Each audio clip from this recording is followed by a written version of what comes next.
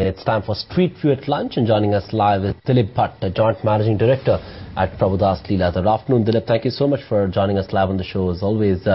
First up, how do you read the strong performance from ICICI Bank this quarter? They've surprised the market on every parameter. Good afternoon to all of you all. Yeah, sure. I think ICICI Bank has been a pleasant surprise. I think as what you very rightly put, whether it was NIMs which went up to 3% or whether it was pre-provision operating profit which has shown quite a good jump, almost 35%, one of the strongest. Fee income has also shown a very strong growth this particular quarter. And more important, I think the asset quality continues to be very much under control. So all in all, I think it has been a pretty good performance. So I think the private banks continue to be in that particular league, whether it's going to be Axis Bank or whether it's ICICI Bank or maybe Yes Bank or IndusInd Bank. They all have shown good improvement in the parameters. So I think ICICI Bank is ripe for a rise of almost a run up to almost 950 to 960 from the current level. That is what it looks like. Dilip, hi, afternoon. What about the overall market though? Do you think it is going to be another sluggish month ahead, or do you think we are going to see drying up, or rather I should say further drying up of participation, it typically being May and typically being a lackluster month in any case, and the market could take a decisive direction and that could be downward from here? Aisha, I think my broader call is that maybe in a run-up to say the end of May or maybe end of June, markets probably are holding out surprisingly very well despite this GAAR issue and despite the fact that S&P has downgraded, and also the fact that the FIs are not very keen investors in the last 1.5 to 2 months as what we can see. So despite that, the markets are holding on. So maybe earlier, before this down rating, I was thinking that markets probably are could look towards something like 5,600, 700.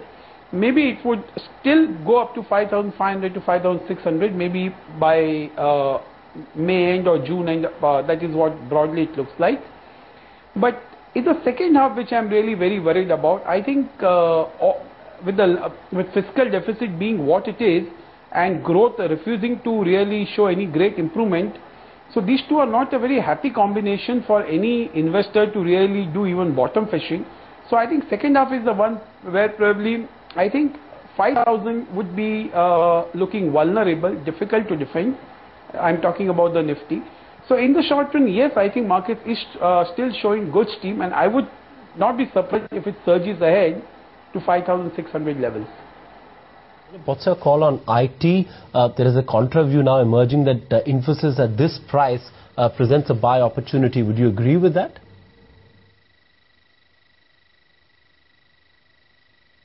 Sure. My analyst too has come out with a buy report on Infosys.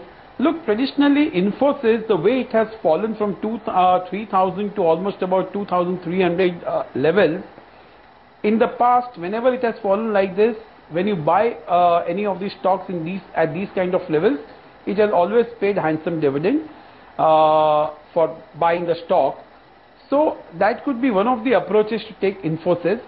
But on a structural basis, we know that quarterly there is going to be a very weak quarter, which otherwise traditionally is a very strong quarter. The second part is even the ramp down which is happening in some of the key clients for Infosys. I think that also will tell on its performance. So net, I do expect that 2,600, 700 should be possible for Infosys, maybe next 6 to 9 months. If it goes up further, probably we'll have to review after that, after about 6 months or so. But I think in the short run, 2,600 may not be impossible in next 6 months. But I think the whole year, I don't think we are expecting a total growth to exceed more than around 12-13%. If I'm correct, I think the EPS which we are projecting is 166, 167 for FY13. Maybe FY14 is something people are a lot more optimistic.